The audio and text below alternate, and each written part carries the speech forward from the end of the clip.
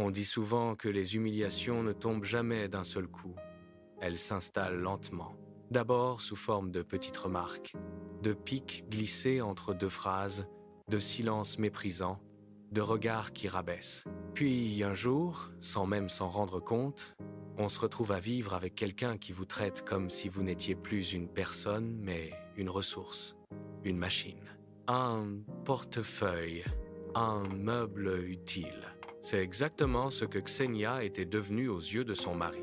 Le 20 décembre, Ksenia était assise à sa table de travail, les jambes repliées sous elle, les épaules lourdes et les yeux brûlants à force de fixer l'écran. Son dos lui faisait mal depuis des heures, mais elle continuait. Elle avait un projet important à rendre avant les fêtes. Un client pressé, une prime promise si tout était livré à temps. Elle aimait son métier, même si son mari se moquait constamment de ce qu'elle faisait. Pour lui, ce n'était pas un vrai travail. Il appelait ça « cliquer sur des boutons ». Pourtant, ce petit jeu sur ordinateur, comme il disait, payait très bien, beaucoup mieux que ce qu'il imaginait. Et c'était précisément ce qu'il ne supportait pas. Quand la clé grinça dans la serrure, Ksenia sentit tout de suite que Vadim était rentré de mauvaise humeur. Ces derniers temps, c'était devenu une habitude. Il rentrait tendu, agacé, agressif, comme si le monde entier lui devait quelque chose. Elle ferma discrètement sa fenêtre de travail, força un sourire et lança d'une voix douce qu'elle avait préparé son dîner, ses boulettes préférées, encore chaudes sur la cuisinière. Mais Vadim n'était pas venu pour dîner. Il entra en traînant les pieds, jeta son sac sur le canapé et la regarda avec ce mélange de mépris et de suffisance qui lui glaça le sang. Il se moqua de nouveau de son travail. Il répéta que les vrais hommes, les vrais gens travaillaient dur, sur le terrain, pas devant un écran. Puis, sans transition, comme s'il avait répété son discours toute la journée, il lui annonça que sa mère avait appelé en larmes. Sa sœur, Alina, avait besoin d'argent pour lancer sa carrière d'influenceuse. Sa mère avait besoin de soins dentaires. Et lui, selon ses propres mots, en avait assez de voir sa femme vivre dans le confort pendant que sa famille, à lui, manquait d'argent. Ce qui suivit fut si violent que Ksenia en resta figée. Vadim lui déclara, avec le plus grand sérieux, que désormais son salaire serait un salaire familial. Pas pour leur foyer, pas pour leur projet commun, pas pour sécuriser leur avenir. Non, pour sa mère et sa sœur. Il lui expliqua que lui s'occuperait de les nourrir, de payer les charges, et qu'elle, puisqu'elle travaillait de la maison, sans transport, sans repas de bureau, sans dépenses réelles, n'avait de toute façon pas besoin de tant d'argent. Il exigea qu'elle lui verse chaque mois ce qu'il croyait être son revenu. Il pensait qu'elle gagnait 100 000 roubles. Il ignorait qu'elle en gagnait en réalité plus de 3 fois plus. Et heureusement pour elle, il l'ignorait encore. Ksenia resta silencieuse, mais à l'intérieur quelque chose se brisa. Non pas sous le choc, mais sous la clarté brutale du moment. Tout devenait limpide. Cet homme qu'elle avait aidé, soutenu, soigné, couvert financièrement sans le dire. Cet homme pour qui elle avait payé des soins, acheté des vêtements, protégé l'ego, venait de lui annoncer, sans honte, qu'il la voyait comme un distributeur automatique. Et pire encore, il estimait que c'était normal. Alors elle fit quelque chose d'inattendu. Elle baissa les yeux, prit une inspiration et lui donna raison. Elle lui dit calmement qu'il avait raison, que la famille devait céder. Vadim ne s'attendait pas à ça.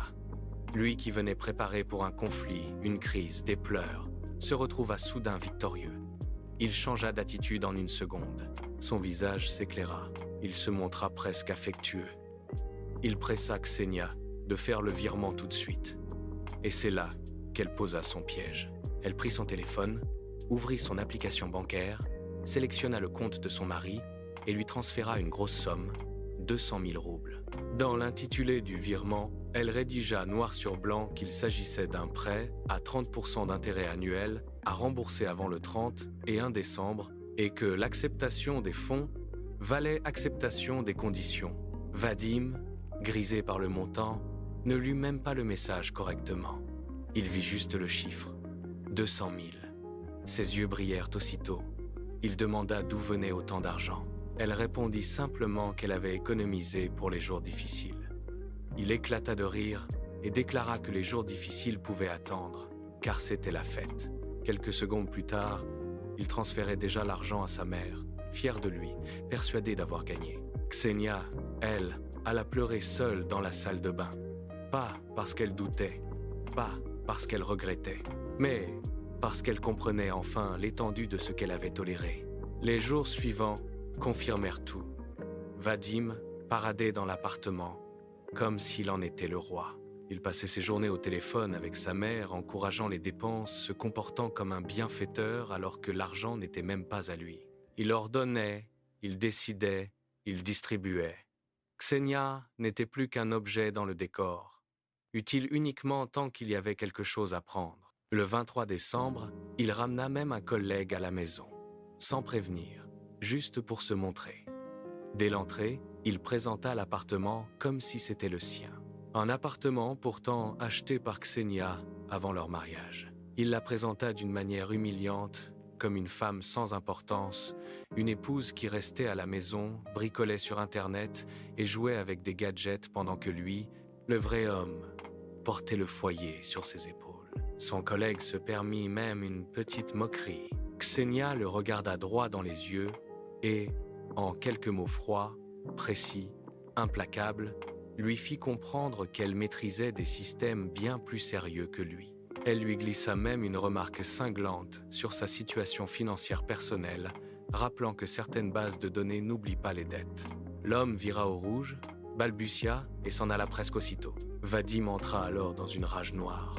Non pas parce qu'elle avait menti, mais parce qu'elle avait montré, l'espace d'un instant, qu'elle n'était pas inférieure. Et ça, il ne pouvait pas le supporter.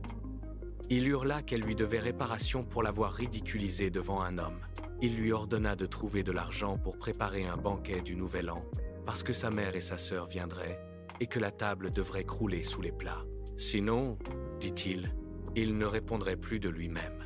Cette phrase, prononcée presque comme une menace, Ksenia la rangea quelque part au fond d'elle, très calmement. Le 25 décembre, ce fut au tour d'Alina, la sœur, d'entrer en scène. Elle débarqua comme chez elle, avec sa lumière circulaire et son téléphone, décidée à tourner des vidéos dans l'appartement. Elle interrompit Ksenia en plein travail, fouilla dans ses affaires, réclama des produits de luxe pour sa mise en scène, exigea qu'on la filme, se plaignit, minauda, se comporta avec une arrogance insupportable. Et le pire, c'est qu'elle semblait convaincue que tout cela lui était dû. Quand Ksenia la mit à la porte, le soir même, Vadim se déchaîna encore. Il l'accusa d'étouffer le talent de sa sœur. Il lui réclama de l'argent supplémentaire pour financer son avenir. Ksenia lui rappela qu'elle lui avait déjà donné 200 000. Il répondit qu'elle n'avait qu'à travailler plus.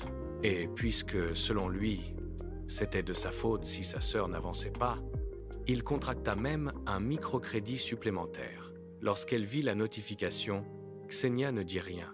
Elle sourit presque, qu'il s'enfonce, qu'il creuse encore. Le 27 décembre, le réfrigérateur était presque vide.